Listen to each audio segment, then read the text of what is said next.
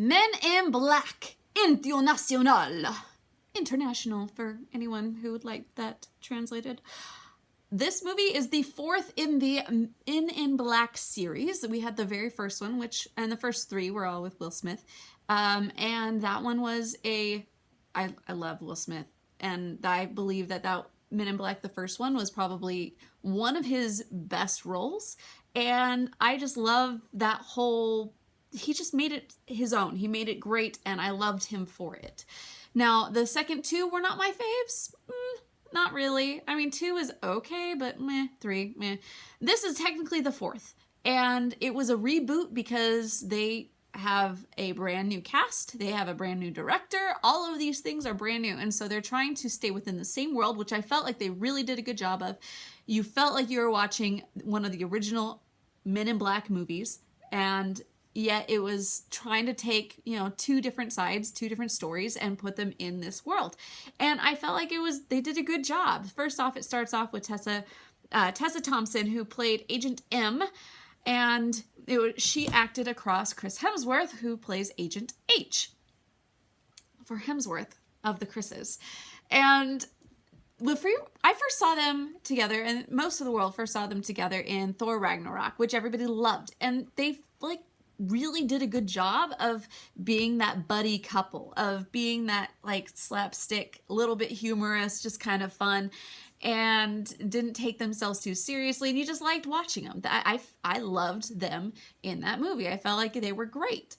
And I knew that in that movie they were like, well, let's take Natalie Portman out of here because, she's mortal, she's gonna die. Let's put somebody up next to Thor that's an equal to him, which I totally got. But at the same time, it's I really don't see them as together. I just see them as really cool buddies and pals, and in it for the right reasons, both of them. And then you see them in this movie, and it's kind of the same thing. You have the same feeling between the two of them, and you just like it. So Agent M, she was born as Molly, and as a little girl, she was able to see that her parents discovered some aliens, and then they got, blinky thingied, and so they forgot everything. And her life, she saw that happen, and she's like, no, I know this organization exists, and I am going to be a part of it. This is my goal in life. I will make no physical connections, emotional connections to anything or anyone, so that I can disappear when the time comes.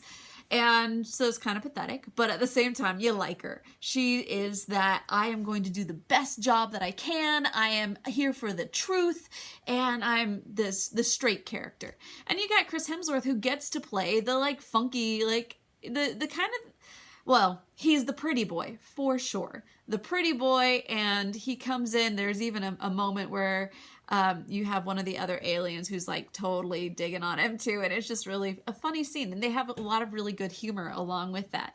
And so you put those two together on this path to try to find a thing, which is basically the same plot line as every other MIB film. The things that I liked about this movie: I liked the camaraderie between the two. I liked the dialogue. I liked the characters. They had another Pawnee who was this little alien dude that sticks in her pocket. Hilarious. I felt like that whole trifecta was great. It was great. I at the end of the film, all I said was, that was fun. I enjoyed it. And that's all I really feel like I need to say as far as giving a review. I know that there's quite a few critics out there who have said that they canned it just because it was oh, it's not giving me anything new, blah, blah, blah. I'm I didn't really expect them to. So this to me was kind of just one of those fun films that if you want to go to the movies in the summer day, this is the one to see. So I felt like that's where I stood on this film. There wasn't a lot of emotional connection. In fact, there was a section of the film that was kind of weird just because they were trying to kind of almost insinuate that there was a romantic kindling of a relationship between the two, which I thought was really weird and off, because the whole time you really just felt like these guys were brother and sister.